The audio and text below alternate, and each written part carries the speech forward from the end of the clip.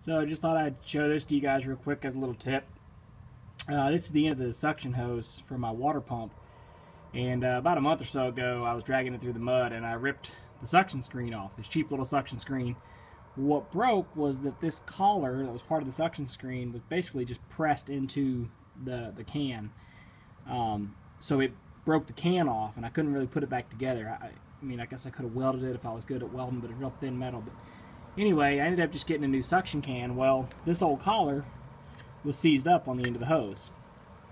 I didn't have a wrench big enough to turn it off, and I know that's trash anyway, so what I did was took my Sawzall with a metal blade and just real carefully, you gotta be careful not to damage your other threads, cut a mark on this side as far through the collar as I could without getting too far into the threads on the hose, and did the same cut on the opposite side, and then was able to get a chisel in there and start hitting it. And I was actually hitting it trying to get it just to break, but it actually gave me enough bite on it that it actually broke the rust on it where it was seized up, and the thing started rotating. So then I greased it up with penetrating oil real good and started whacking on it again, and about 10 more hits, and then it finally broke on the one side, which is what I wanted to originally, but it finally broke.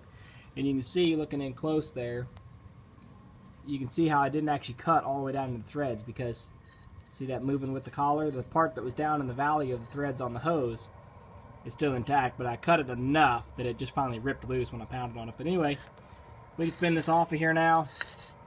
I could just fight with it and break it the rest of the way, but I'll just go ahead and turn it off. Maybe.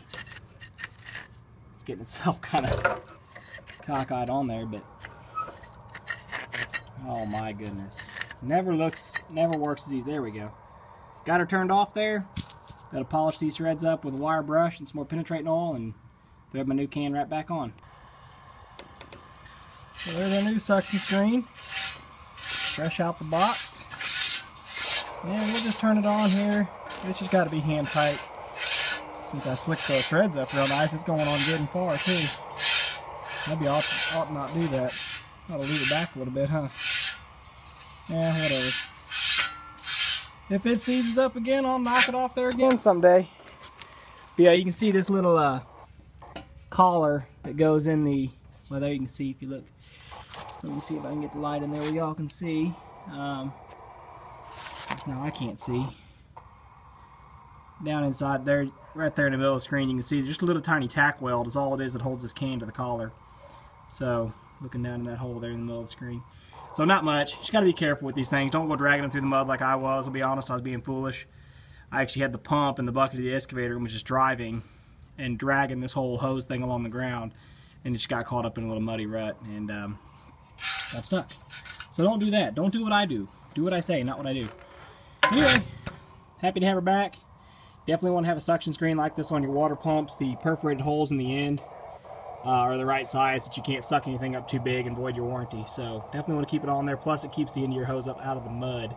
So hopefully you don't suck up too much mud unless you're in some really, really deep mud. But anyway, got that put back together, and I've actually got a whole another hose kit that I got for my second pump. So I'm going to get it put together.